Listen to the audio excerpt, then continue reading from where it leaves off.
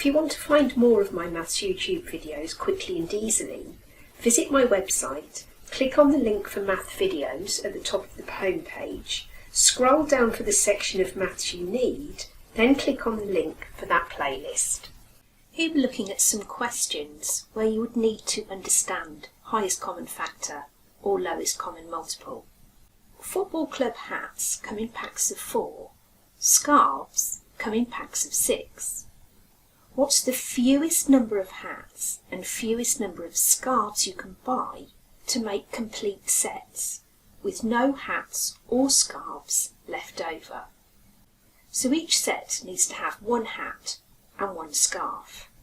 What might throw you here is that we're looking for the fewest of something, and students tend to think that they're going to be dividing something, but actually if you think about lowest common multiple, you're looking for the smallest number that you can get. So that's one clue that it's lowest common multiple you're looking for. The other, if you look at the numbers we're working with, 4 and 6, we want to know how many of the hats and how many of the scarves. So we're looking for the lowest common multiple of 4 and 6.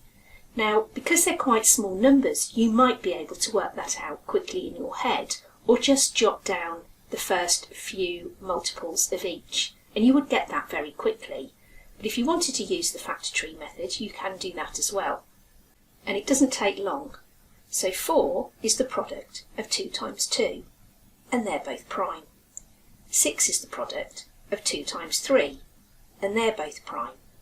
And if we put those into the diagram, they both share a prime factor of 2. And then 4 has a 2 left over, and 6 has a 3 left over. And because we're looking for the lowest common multiple, we're going to multiply all 3 of those prime numbers. 3 times by 2 is 6, times 6 by 2, that's 12. So you would need to buy 12 hats and 12 scarves. Generally, these kind of questions, they throw in a little bit of a trick, and they might ask you the fewest number of packs of each. So you would have an extra step because you won't be buying 12 packs of hats and 12 packs of scarves. That's how many you're buying individually.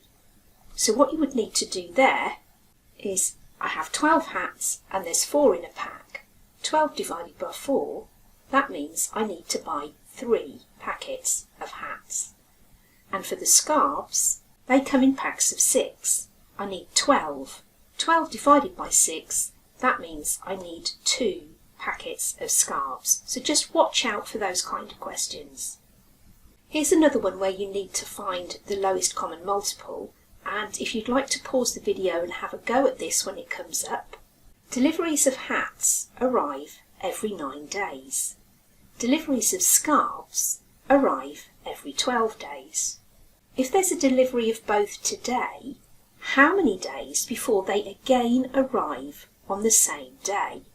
So we're looking for how many days, and it's the lowest common multiple of 9 and 12. 9 is the product of 3 times 3, and that's prime. 12 is the product of 2 times 6, 2 is prime. 6 is the product of 2 times 3, and they're prime. Putting that into the diagram, 9 and 12 share a prime factor of 3. We can put that once in the middle.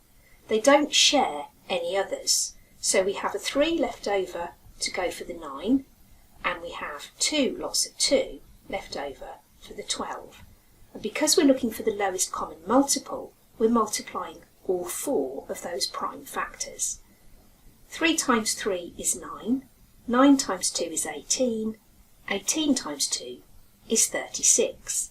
So it would be 36 days before you would next get a delivery of both hats and scarves. Again, this kind of question could be put into a context whereby you're given the date that they've arrived together, what will be the next date they arrive together. So having worked out 36 days, you'll get hats and scarves on the 1st of March, and if you counted 36 days, that would take you to the 6th of April.